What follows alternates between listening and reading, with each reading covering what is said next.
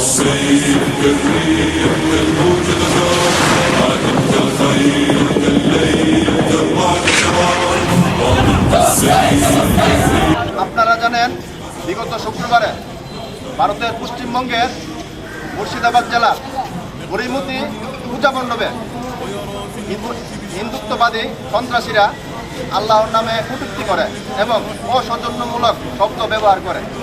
আমরা মুসলিম হিসেবে এর তীব্র নিন্দা জানাই এবং সেখানকার মুসলিম স্থানীয় মুসলিমরা প্রতিবাদ করায় তাদেরকে একজনকে গলা কেটে হত্যা করে এবং অনেককেই আহত করে এবং আল্লাহকে অসৌজন্যমূলক বাক্য ইউজ করে গালিগালাজ করে। তো এর জন্য আমরা তীব্র নিন্দা জানাই। মানবতা কখনো কাউরে হত্যা করা শিখাই না, ধর্মকে নিয়ে কটূক্তি করা শিখাই না। দালাল মিডিয়া আজকে দেখা যাচ্ছে দেশ নতুন করে স্বাধীন হলেও নতুন করে দালাল মিডিয়াগুলো এগুলো পতন হয় নাই। এই হলুদ মিডিয়াগুলো এখনো বাংলাদেশে রয়ে গেছে। আর এখনো কেন এটা প্রচার করে নাই? এত বড় একটা ঘটনাকে তারা দামাচাপা দিয়ে কেন রাখছে? এটার জবাব অবশ্যই তাদেরকে দিতে হবে।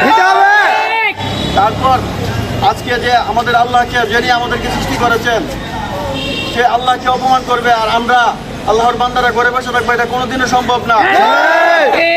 আমার আল্লাহকে এমন কটূক্তি ভাষায় গালি দিয়েছে শুধু গিটের মধ্যে লাইটিং করে, এবং আমার মুসলিম ভাইরা যখন এই বিষয় নিয়ে প্রতিবাদ করে তখন আমাদের মুসলিম ভাইদেরকে নির্যাতন করে এবং একজনকে জবাই করে হত্যা করে, আমার অনেক ভাইদেরকে আহত করে। যখন তারা ওইখানে মুর্শিদাবাদ, তারা অনেক এখন বর্তমানে আমরা যতদূর জানি ইন্টারনেট সেবাটি বিচ্ছিন্ন করা আছে, এই জন্য তারা কোনো খবর নিউজ আমরা পাচ্ছি না। তো আমরা এখান থেকে শুরু করলাম, ইনশাল্লাহ এটা শেষটা দেখে নেব। আর সবচেয়ে বড় কথা হলো আল্লাহ তাআলা আমাদেরকে সৃষ্টি করেছে শুধু নীরবে ঘরে বসে থাকার জন্য নয়। আল্লাহ তাআলা আমাদেরকে একটা কোরআন দিয়েছে, কোরআনে কিন্তু বলে দিয়েছে যখন কোনো আল্লাহ রাসূলকে নিয়ে কেউ গালাগালি করবে তখন তোমাদের জন্য জিহাদ ফরজে আইন হয়ে যায়।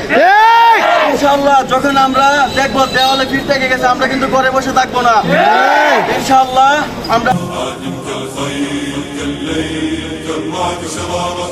وضد السيف كالريح كالموج غزارة